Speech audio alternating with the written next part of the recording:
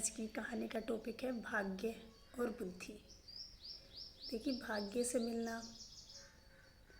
अलग बात होती है और बुद्धि से प्राप्त करना अलग बात होती है। तो ये कहानी है उस समय की जब आपने देखा होगा, अभी तो समय एकदम अलग है, लेकिन समय बदलता रहता है। इसी तरह पहले समय था, एक बार भाग्य और बुद्धि बैठे थे, उनमें बात चल रही थी। तो भाग्य ने बोला कि मैं बहुत बड़ा हूँ, तो बुद्धि ने कहा कि नहीं, मैं बड़ी हूँ। इसी तरह से उन दोनों में बहस छिड़ गई। तो उन्होंने कहा कि भाई, ऐसे मैं बड़ा करने से कुछ नहीं होगा, साबित करना होगा कि आखिर बड़ा है तो है कौन। वो चल दिए। रास्ते में उन्हें एक व्यक्ति मिला जो एक पेड़ पर बैठा था और बहुत ही दीनहीन, बहुत ही गरीब था। लेटा हुआ था पेड़ के नीचे। तो भाग्य ने कहा, देख, अभी तू देख, मैं इसे कैसे राजा बना देता हूँ, अमीर बना देता हूँ। तो बुद्धि ने कहा कि मैं इसके पास से हट जाती हूँ। बोले, हाँ बिल्कुल मत आना इसके पास, मेरे को देख, तब तुझे पता चलेगा कि मैं कितना पावरफुल हूँ।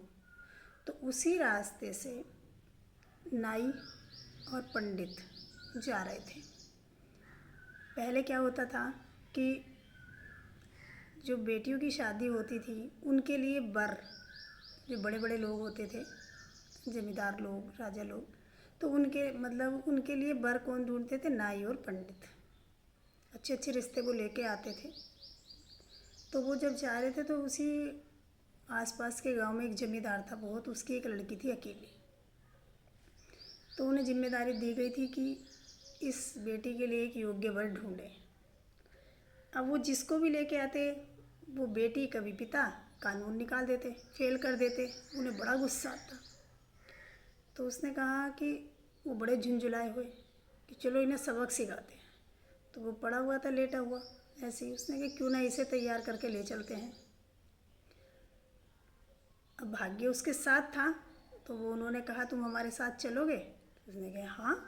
बोले, देखो, तुम्हें बहुत अच्छा खाना पीना करने के लिए मिलेगा और तुम्हें कुछ बोलना नहीं है। वो ले गए। देखने में बहुत खूबसूरत था वो युवक, अब उसे कुछ बोलना नहीं था।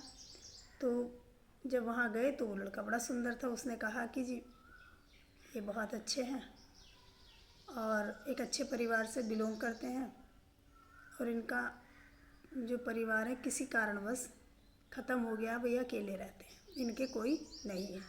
तो जमींदार ने सोचा कि मेरे तो एक ही बेटी है और मेरे पास इतनी प्रॉपर्टी है, अब इससे शादी कर दूंगा तो मेरी बेटी मेरे ही पास रहेगी।